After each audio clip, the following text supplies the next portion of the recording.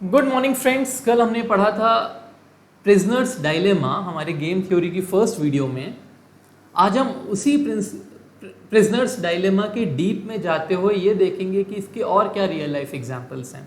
कि आपने कभी सोचा है कि दो देश जिनके पास न्यूक्लियर वॉरफेयर की पूरी कैपेबिलिटी होती है तब भी वो वॉर पे क्यों नहीं जाते? अगर आपने नहीं भी सोचा है तो इस वीडियो के एंड तक आपके सारे डाउट्स क्लियर हो जाएंगे कि क्यों एक गेम थ्योरी दो बड़े देशों को वॉर पे जाने से रोकती है। तो सबसे पहले हम कल के ही एग्जाम्पल में रमेश और सुरेश वाले और थोड़ा डीपली जाएंगे और समझेंगे कि और क्या क्या पॉसिबिलिटीज़ हो सकती हैं। तो रमेश चुप रहता है, रमेश कन्फेस करता है, सुरेश चुप रहता है और सुरेश कन्फेस करता है। ठीक है, ये चार पॉसिबिलिटीज़ हो सकती हैं। तो आप याद करिए कि कल वाली वीडियो में अगर रमेश और सुरेश दोनों चुप रहेंगे तो इनको बस ट्रेस पासिंग का आरोप लगेगा और दोनों को एक एक महीने की सज़ा होगी। ऐसा हमने कल वाली वीडियो में देखा था। अगर आपने मेरी पहली वीडियो नहीं देखी है इस सीरीज़ के तो आई विल रिक्वेस्ट यू कि आप प्लीज़ प्रिजनर्स डायलेमा की पहली वाली वीडियो देखें तो आपको ये वीडियो मच बेटर समझ में आएगी। तो ठीक है, रमेश भी चुप रहा, सुरेश भी चुप रहा, बस ट्रेस पासिंग का आरोप लगा, सिर्फ एक एक महीने की सज़ा। रमेश ने कन्फेस किया, सुरेश चुप रहा। तो सुरेश अच्छा आदमी नहीं था, उसने अपना गुनाह नहीं कबूला, पुलिस सुरेश को फंसाएगी, रमेश की करेगी मदद। तो एक महीने की सज़ा रमेश को, सुरेश को पूरे 12 महीने की सज़ा चोरी के इल्ज़ाम पर। रमेश अगर चुप रहता है, सुरेश कन्फेस कर लेता है तो सुरेश एक अच्छा इंसान बन जाता है और रमेश एक शातिर चोर। रमेश को 12 महीने की सज़ा, सुरेश को सिर्फ 1 महीने की। अगर दोनों कन्फेस कर लेते हैं जो हमारे पुलिस इंस्पेक्टर ने कराने की कोशिश की थी तो दोनों को 6-6 महीने की सज़ा मिली थी, कल हमने देखा था। लेकिन अगर उन्होंने गेम थ्योरी पढ़ी होती तो दोनों चुप रहते और एक एक महीने की सज़ा में उनका काम चल जाता। अब हमने कल क्या अज्यूम किया था कि जो रमेश है और जो सुरेश है वो अपनी सज़ा कम करवाना चाहते हैं। लेकिन रियल लाइफ में ऐसा भी हो सकता है कि रमेश को खुद सज़ा काटने से दिक्कत नहीं है लेकिन वो सुरेश को ज़्यादा से ज़्यादा सज़ा दिलवाना चाहता है। ऐसे भी लोग होते हैं, खुद चाहे अच्छा हो रहा हो ज़िंदगी में, उनके साथ बुरा हो रहा हो, लेकिन दूसरों का हमेशा बुरा करवाना है। ठीक है, तो आज हम मान के चलते हैं कि रमेश एक ऐसा इंसान है जिसको खुद की सज़ा कम कराने से कोई मतलब नहीं है, उसको बस सुरेश की सज़ा बढ़वानी है। तो हम अब चारों पॉसिबिलिटीज़ देखते हैं। अब मान लीजिए हम रमेश हैं, रमेश के मन में चल रहा है कि यार ठीक है, मैं 1 साल सज़ा हो जाए, 1 महीने सज़ा हो जाए, 6 महीना सज़ा हो जाए, जेल में रह लेंगे, कोई दिक्कत नहीं है, फ्री का खाना पानी मिलता है, कोई दिक्कत नहीं है। लेकिन इस सुरेश को जेल भिजवाना है जिसका ये एकदम बेकार से चोरी का प्लान था, जिसके चक्कर में मैं भी फंस गया हूँ। तो सबसे पहले रमेश ये देखेगा कि अगर रमेश क्वाइट रहता है, रमेश अपना गुनाह नहीं कबूलता है, उस केस में सुरेश का क्या हो सकता है। देखिए, अगर रमेश चुप रहता है और सुरेश भी चुप रहता है तो यहाँ हम बस फोकस करेंगे सुरेश को कितनी सज़ा हो रही है। तो सुरेश को 1 महीने की सज़ा होगी ट्रेस पासिंग के लिए।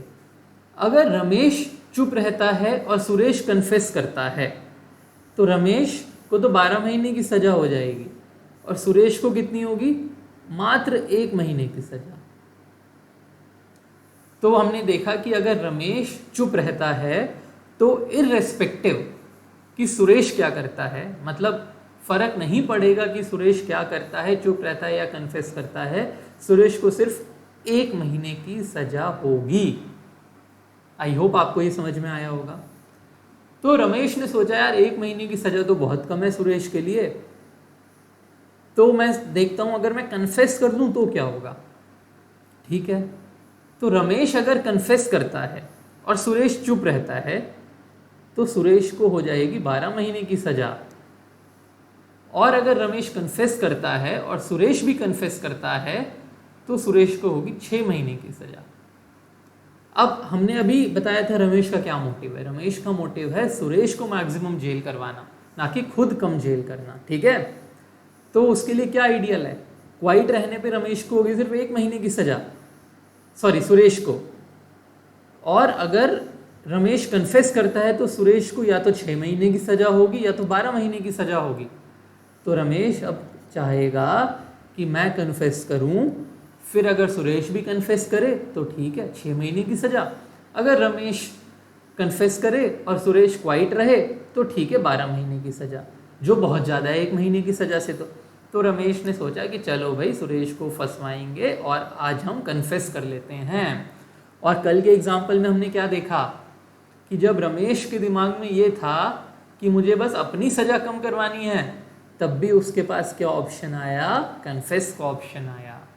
ठीक है, तो अगर कोई भी इंसान सिर्फ मैथ्स के बेस पे ऐसा सोचेगा तो हमेशा उसके पास कन्फेस का ऑप्शन आएगा, इर्रेस्पेक्टिव कि वो खुद की सज़ा कम करवाना चाहे या दूसरे की बढ़वाना चाहे।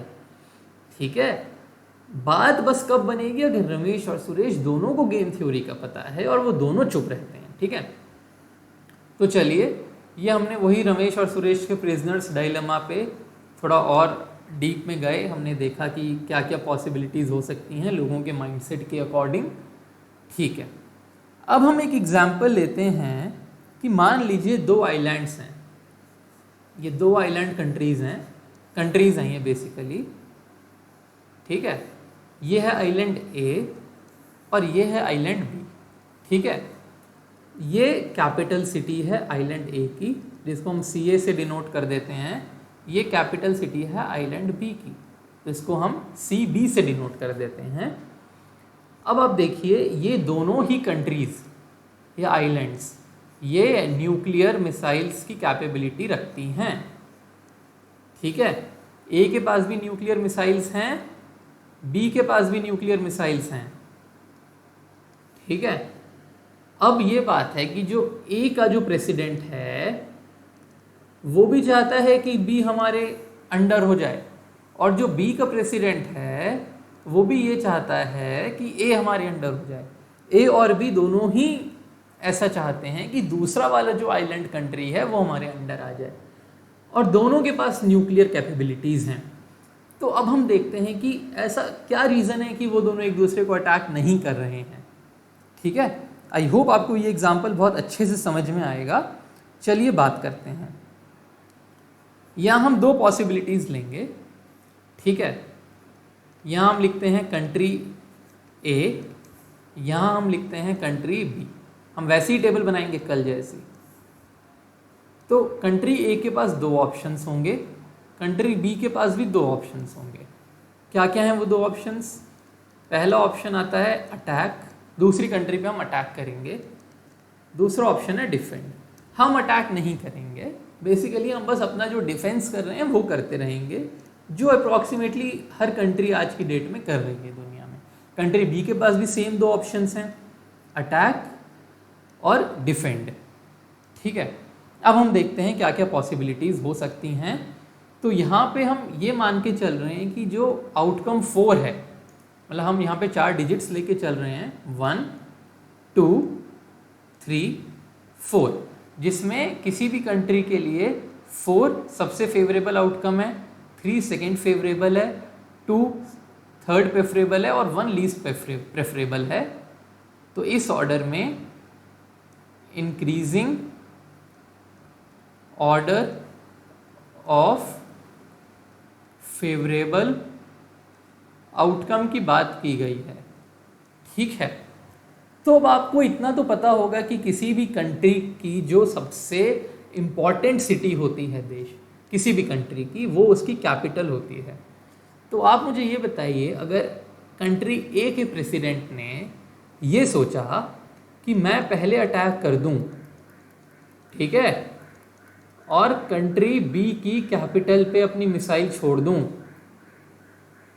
तो फिर कंट्री बी एक पैरालिसिस के उसमें चले जाएगी स्टेट में। जब आपका कैपिटल ही नहीं रहेगा, जब आपका फंक्शनिंग प्रेसिडेंट प्राइम मिनिस्टर कोई बचेगा ही नहीं, जो मेनली कैपिटल में ही रहते हैं, तो एक कंट्री तो अपने आप ही घुटने टेक देगी दूसरी कंट्री के सामने। ठीक है, तो ए को लगा कि मेरे लिए जो बेस्ट ऑप्शन होगा वो ये होगा कि मैं तो करूं अटैक और कंट्री बी डिफेंड मोड पे ही रहे। तो ये इसके लिए मोस्ट फेवरेबल आउटकम रहा। तो हम मान लेते हैं ये हो गया 4-1, मतलब कंट्री ए के लिए मोस्ट फेवरेबल है। और क्योंकि यहाँ पे कंट्री बी तो घुटने ही टेक देगी कंट्री ए के सामने, क्योंकि उसकी तो कैपिटल सिटी पे ही न्यूक्लियर अटैक हो गया है। तो उसके लिए ये लीस्ट प्रेफरेबल आउटकम है 1। ठीक है, आई होप आपको ये समझ में आया होगा। अब हम दूसरे एग्जाम्पल लेते हैं कि कंट्री बी के प्रेसिडेंट ने सोचा कि चलो मैं कंट्री ए की कैपिटल पे अटैक कर दूं। ऐसा भी तो हो सकता है, बिल्कुल हो सकता है। तो हम जाते हैं, कंट्री बी अटैक करेगी, कंट्री ए डिफेंड करेगी, तो इसमें कंट्री ए के लिए ये लीस्ट प्रेफरेबल हो गया, लेकिन कंट्री बी के लिए ये हाईली प्रेफरेबल आउटकम है। ठीक है, तो ये दो आउटकम्स तो हमने कब देखे, जब ये दोनों कंट्री में से एक अटैक करे, एक डिफेंड करे। तो ये हमेशा बहुत ही अच्छा चांस होता है कंट्री के लिए। ठीक है, लेकिन अब आप देखिए, अगर ये दोनों कंट्रीज डिफेंड करती रहें और ये दोनों कंट्रीज अटैक करती रहें तो क्या होगा। यहाँ तो अनइक्वल हो गई ना दोनों, एक अटैक करिए एक डिफेंड करिए, तो ऑब्वियसली अंतर आएगा। लेकिन हमेशा कंट्री को डिफेंड करने में, देखिए डिफेंस अगर हम कर रहे हैं किसी भी कंट्री का, तो कॉस्ट लेस आएगी, लेस कॉस्ट, मौतें कम होंगी, लोग कम मरेंगे, लेस डेथ्स, है ना। और इकोनॉमिक हमारी जो है इकोनॉमी होती है देश की, वो नहीं डूबेगी, इकोनॉमी बेटर। ठीक है, वहीं पे अगर मैं अटैक करूं किसी कंट्री को, कोई भी कंट्री एक अटैक मोड में चले जाए, तो ऑब्वियसली उसके एक्सपेंसेस बढ़ेंगे, मोर कॉस्ट, मोर डेथ्स, लोग मरेंगे, सोल्जर्स मरेंगे, और इकोनॉमी में हमेशा डाउनफॉल आएगा। ठीक है, तो हम अब ये मान के चलते हैं कि कंट्री ए भी डिफेंड कर रही है, कंट्री बी भी डिफेंड कर रही है, तो ये 4 के बराबर तो नहीं होगा। 4 इज ऑब्वियसली बेटर, आपको पूरी कंट्री मिल रही है दूसरी वाली। अगर कंट्री ए कंट्री बी पे अटैक कर रही है, उसको तो पूरी कंट्री बी मिल रही है, तो वो तो बहुत अच्छी चीज़ हो गई। तो ये हम सेकेंड मोस्ट प्रेफरेबल आउटकम है कि दोनों कंट्रीज अपना डिफेंड करती रहें, उनकी कॉस्टिंग ज़्यादा ना हो, डेथ्स ना हो लोगों की, और इकोनॉमी भी अच्छी बूस्ट करती रहे। ठीक है, अब लास्ट आउटकम बचता है अटैक का। तो देखिए, अगर मैं कंट्री बी का प्रेसिडेंट हूँ और कंट्री ए मुझ पे अटैक करने वाली है, तो क्या मुझे डिफेंस करना चाहिए या अटैक। तो ये केस हमने यहाँ पे देखा, कंट्री ए अटैक कर रही है, कंट्री बी चुप डिफेंस कर रही है, 4-1 बैठ रहा है, कंट्री बी के लिए बहुत ही खराब है। लेकिन अगर कंट्री ए अटैक करने वाली हो, पता तो लग ही जाता है, और कंट्री बी भी अटैक कर दे, तो ये डिफेंड जितनी अच्छी आइडियल सिचुएशन तो नहीं हुई, लेकिन ये 2-2 बैठी, थर्ड मोस्ट प्रेफरेबल है। मतलब attack is only better than getting attacked. ठीक है, तो फिर यहाँ पे अब हम देखते हैं, देखिए अटैक दोनों कंट्रीज को टोटल पॉइंट्स कितने मिले, 4, डिफेंड और अटैक 5, डिफेंड और अटैक 5, डिफेंड 6। ये सही तरीका नहीं है, मैं बस बता रहा हूँ आपको कि किस उसमें किस केस में दोनों कंट्रीज को मिला के मैक्सिमम फ़ायदा हो रहा है। ठीक है, तो देखो, अगर दोनों कंट्रीज अपने अपने को डिफेंड करते रहें तो टोटल बेनिफिट 6 पॉइंट्स का हो रहा है। ठीक है, ध्यान दिया, दोनों अगर अटैक करें तो 4। ऐसा आज के ज़माने में होता नहीं है कि एक कंट्री अटैक करती रहे और दूसरी बस डिफेंड करे, क्योंकि पूरी सैटेलाइट सिस्टम्स हैं हमारे पास, पूरे स्पाइज होते हैं, इंटेलिजेंस एजेंसीज होती हैं, वो भी अपना काम बहुत अच्छे से कर रही हैं। तो जब तक कंट्री ए प्लान करेगी अटैक, इतने में कंट्री बी को पता लग जाएगा आज की डेट में, और वो भी अटैक प्लान करेगी। तो प्रैक्टिकल सिचुएशंस बस दो ही हैं, या तो दोनों कंट्री अटैक करें, फुल ब्लोन वॉर हो जाए, या फिर दोनों कंट्रीज डिफेंड करें। तो अगर दो कंट्रीज हैं, दोनों के पास न्यूक्लियर वेपन्स हैं, दोनों बहुत ही एडवांस्ड मिलिट्री रखती हैं, तो हमेशा defend is a better option. तो जितने भी लोगों का ये ओपिनियन है कि किसी पर्टिकुलर कंट्री को अपने किसी नेबरिंग कंट्री के साथ वॉर पे चले जाना चाहिए, या फिर किसी भी दो कंट्रीज़ के बीच में एक वॉर ही सोल्यूशन है, तो गलत है। War will always bring a country down, और ये हमने गेम थ्योरी से भी प्रूव किया है कि defence is always a better option. ठीक है, तो 3-3 will always be a better option. I hope आपको ये एग्जाम्पल भी समझ में आया होगा, जहाँ हमने डिस्कस किया कि दो कंट्रीज़ कभी वॉर पे क्यों नहीं जाती। That's why two countries don't go to war. चलिए, अब ये तो हो गया प्रॉपर एक अपना ट्रेडिशनल वॉरफेयर। अब हम बात करते हैं टैरिफ वॉर्स की। आपने आज की डेट में बहुत सुना होगा टैरिफ वॉर। तो क्या ये टैरिफ वॉर और कैसे हम गेम थ्योरी की मदद से इसको बेटर समझ सकते हैं, ठीक है। चलिए कोशिश करते हैं टैरिफ वॉर को समझने की। अब हम फिर से यही दो कंट्रीज लेते हैं, ठीक है। ये अपनी कंट्री ए हो गई, ये वही अपनी कंट्री बी हो गई। अब देखिए आज की डेट में ना बहुत सामान इधर से इधर जा रहा है, बहुत सामान इधर से इधर आ रहा है। तो हमेशा जब हम कोई सामान दूसरी कंट्री से मंगवाते हैं तो उस पर कुछ इंपोर्ट ड्यूटी लगती है, नहीं भी लगती है, वो हम अब एनालाइज करेंगे क्या हो रहा है, ठीक है। अब देखिए ए के पास दो ऑप्शन है, टू लेवी मतलब लगाना, इम्पोज करना, to levy import duty on items coming from country B. पहला ऑप्शन तो ये है कि कंट्री ए जो है वो इम्पोर्ट ड्यूटी लगाए कंट्री बी के आइटम्स पे। दूसरा बेटर क्या ऑप्शन है कि नो इम्पोर्ट ड्यूटी। तो दो ऑप्शन होते हैं कि इम्पोर्ट ड्यूटी लेवी की जाए या फिर इम्पोर्ट ड्यूटी लेवी ना की जाए, ठीक है। सेम ऑप्शंस बी के पास भी हैं, है ना। यहाँ पे ए हो जाएगा बस इसके लिए, सेम ऑप्शंस बी के पास भी हैं। तो अब देखो हम इम्प्लीकेशंस सबसे पहले समझते हैं क्या होगा। अगर कंट्री ए कंट्री बी के आइटम्स पे इंपोर्ट ड्यूटी लगाती है, मान लीजिए जितने भी टॉयज़ आ रहे हैं कंट्री बी से उन पे 20% इंपोर्ट ड्यूटी लगा दी गई, तो जो 100 रुपये का खिलौना कंट्री बी से कंट्री ए पे आ रहा है वो अब कंट्री ए में 120 रुपये का बिकेगा, ठीक है।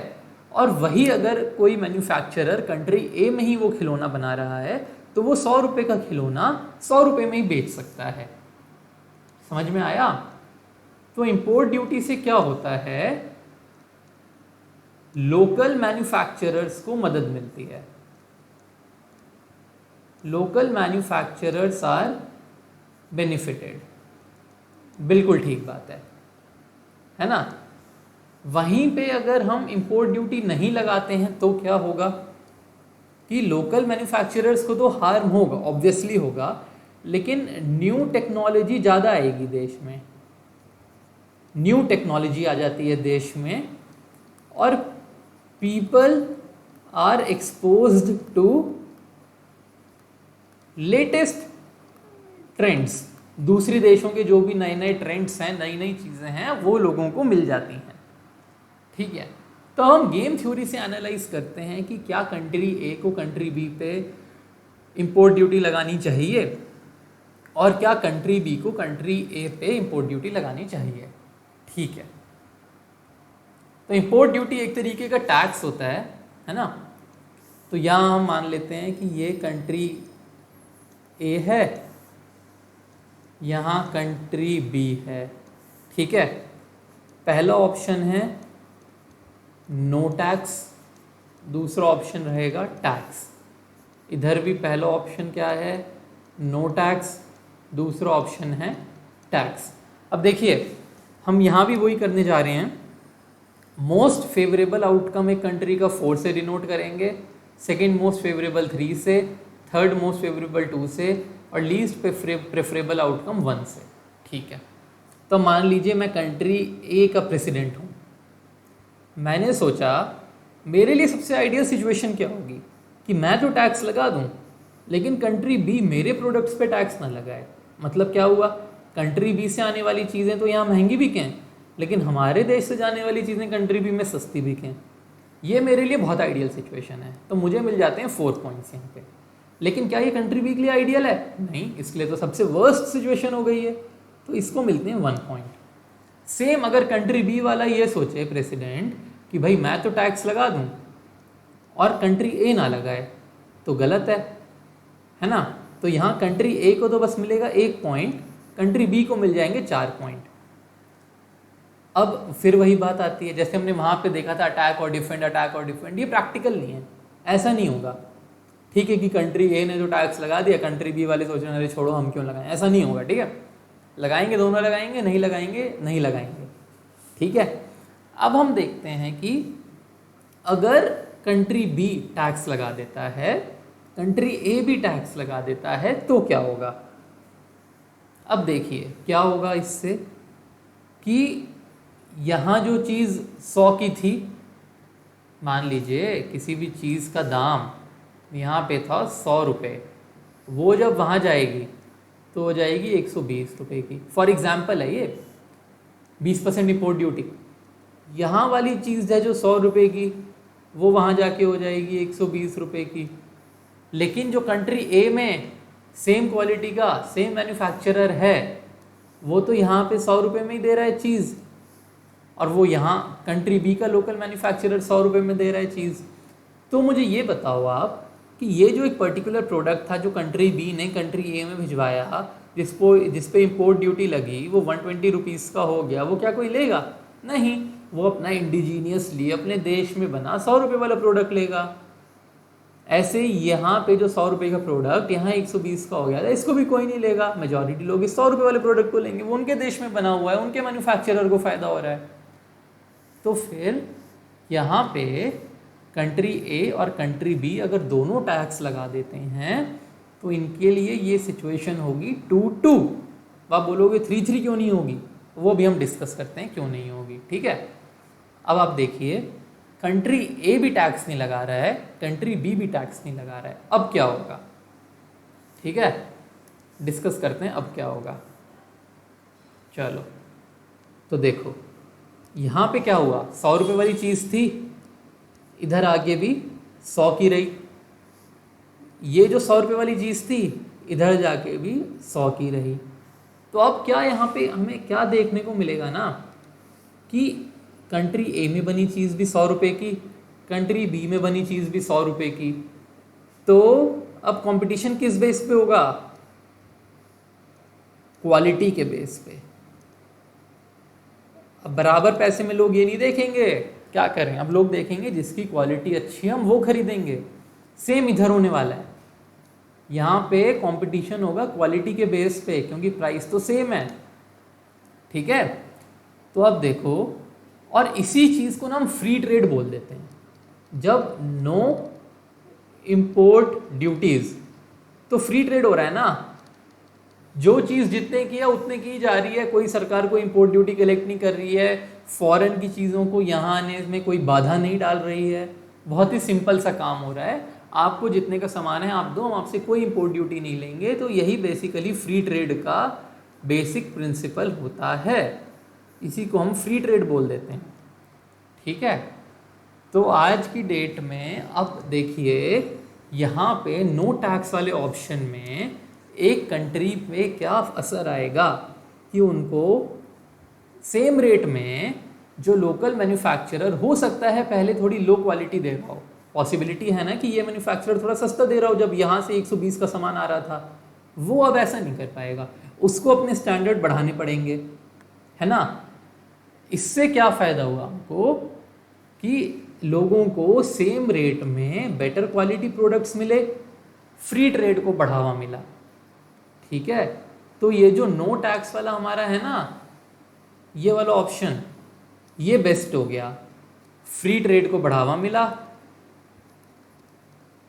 फ्री ट्रेड प्रमोट हुआ, यहाँ पे हमारा बेटर क्वालिटी प्रोडक्ट्स मिले एट सेम प्राइस।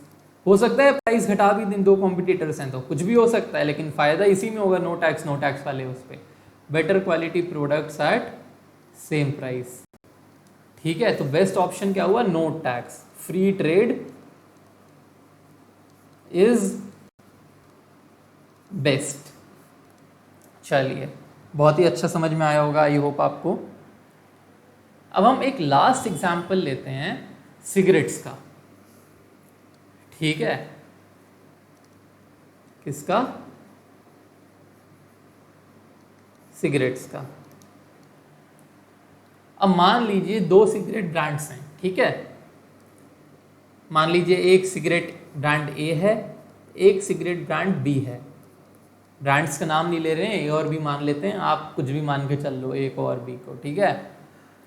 अब मान लीजिए सिगरेट के, ये पुराना ज़माना है, 1970 1980 का ज़माना है, ठीक है। उससे भी पुराना मान लो, जब का उससे नया मान लो, जो भी है। लेकिन अब एड्स, हमारी क्या कंडीशन है कि एड्स जो है ना, एडवर्टीजमेंट्स जो हैं आर लीगल।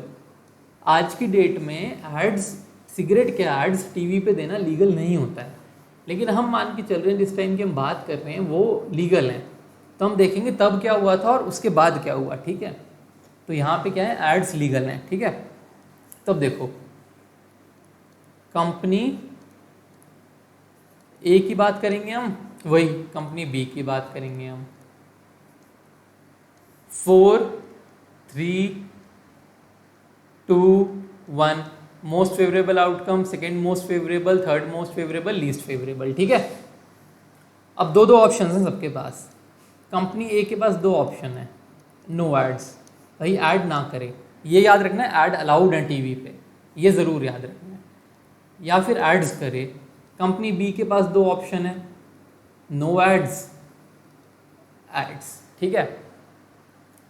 अब देखो क्या होगा, मान लेते हैं कि कंपनी ए ने तो ऐड करना शुरू कर दिया, कंपनी बी ने ऐड नहीं करना शुरू किया, तो क्या होगा, कंपनी ए के तो प्रोडक्ट से बहुत लोग वाकिफ़ हो जाएंगे, बहुत लोगों को पता चलेगा भाई कंपनी ए सिगरेट बना रही है, लोग हो सकता है कंपनी ए की सिगरेट पिएं। कंपनी ए के लिए विन विन सिचुएशन है, 4-1, कंपनी बी लॉस में जाएगी इसलिए उसको दिए 1 पॉइंट, कंपनी ए को बहुत प्रॉफिट होगा उसको दिए 4 पॉइंट।